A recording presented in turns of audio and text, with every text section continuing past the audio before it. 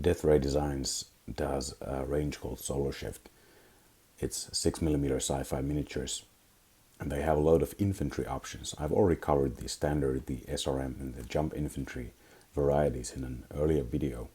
I wanted to get some more because I really like the idea of infantry, and in a game like Battletech, where most of the units are going to be huge, but infantry is going to look tiny next to them. I just think it makes for a great visual and also gives you more options in the game. What I've got here today is some motorized infantry. Death Ray Designs does two kinds of motorized infantry. One variety has bikes, and these ones have the four-wheelers. I just like the idea of four-wheelers more. You get enough for 4 units, and you could put up to 5 four-wheelers on each base. I also wanted to get the silverback power armor because I thought the models looked really nice. I saw a couple of photos of finished silverback power armor units online and really liked it. This one actually gets you 5 units, or up to 5 units, I guess. And I think that has to do with the fact that in Battletech, the clan elementals often operate in like formations of 5 units.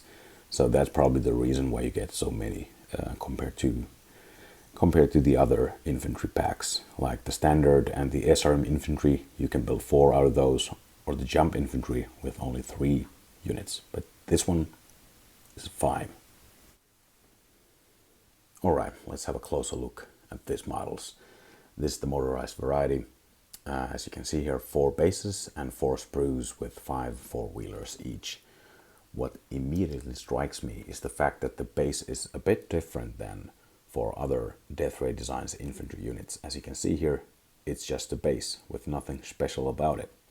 What's interesting is the fact that for other infantry units by Death Ray Designs, they actually use these kinds of bases with punch-out holes. What you do is you punch this out, you glue this onto this like background base, and then you can slot in your minis, your models, into these holes, so they stay there neatly and nicely.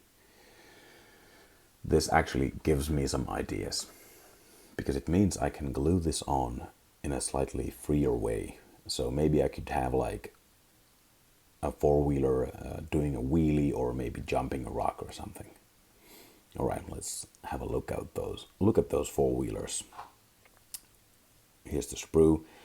You get 2 with 2 guys each. These are different models. Here the guy is shooting his rifle, here not. And the 3 others, you got, I think this one and this one would be identical, and this one is looking in a different direction. I really like this model. I'm very excited to paint them and see how they look. And here we have the silverback power armor units. As you can see, 5 bases, as mentioned before. All these bases are of the punch-out variety. And you get 7 dudes on each sprue, so you actually get 1 extra if you put 4 guys on each base. Of course, you could always put more or less, but that's what you get.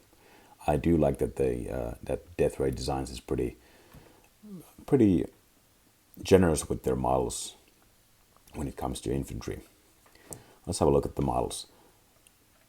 As you can see here, a pretty good variety of different poses. A couple of guys just walking or running, and a couple of guys jumping or using their jetpacks. I think this model and this model are the same as are these, but all of the standing or walking poses are all unique. I really like these models. They're very chunky, sort of remind me of Space Marines from Warhammer 40k. I guess you could use these as elementals, like clan elementals, but I think I'm going to be using them as Inner Sphere power armor, because I do intend to get the elementals at some point anyway, so I want to have very distinct looking units for both clan and Inner Sphere forces. I also wanted to compare the power armor with the standard infantry by Death Ray Designs. Look at that. I think that looks great. It's so chunky. The power armor looks like massive, but it's still in scale, of course. I think it looks fantastic. And here we are a couple of days later with some finished units. Let's have a look at the power armor here. The silverback power armor. This is what I ended up doing. What I initially wanted to do was match them with my jump infantry with like a blue and white color scheme. I tried to do something like white for the body itself and then blue bits here on the shoulders and the head and knee pads, but I just couldn't get it to look right. I just didn't like how it looked. So I figured maybe they would look more imposing and interesting if they were like mostly black with like a different highlight color. And I ended up doing like a very dark metallic, silvery metallic for the body, a lighter metallic for the arms and like the guns and the jetpack, and then as you can see here, this nice bright yellow to contrast with the black and the silver. What I really like is how these guys look to normal infantry. Look at that.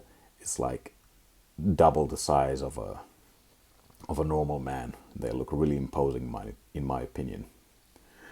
What I forgot to mention earlier was how much these dudes cost. I got my infantry from sci-fi-trader.net, that's a German store. They cost 18 euros, but you do get 5 units worth of these guys. If you buy them on Death Ray Design shop or one of their affiliates, it's going to be like $18, I think. Pretty good value, I'd say. And here is the motorized infantry. I do have to say I'm not 100% sure on the color of the four-wheelers themselves. Maybe they blend in a little bit too much into my basing, but you know, it looks at least all right, but maybe I'll have to think about a different color scheme. I really had a lot of fun with these guys because they're freestanding. You can do stuff like this. Check this out. This guy's popping a wheelie and this guy is jumping a rock. The clear plastic bit here is from the Condor VTOL I also got from Death Ray Designs. Just cut a little bit out of it and made it like this. So this guy's jumping a rock here. I think it looks amazing. What's really fun about 6mm infantry, you don't have to do a lot to make them look interesting. You give a little bit of character to your models. Just, you know, a couple of rocks, some grass, maybe a wheelie. That's all you're gonna need to give just a little bit of character to your units. As with the battle armor, this product also was like 18 euros at Sci-Fi Trader, so $18 as well in the North American shops. But you do only get 4 units worth with that box. I will be making a video on my infantry force at some point when I've painted all of my motorized infantry and all of my battle armor, so you can see what that looks like. I really do think it looks pretty great when you have like hundreds of tiny little dudes running around on, you know, like around and under some mechs. Anyway, that's it for this video. Thanks for watching and see you next time.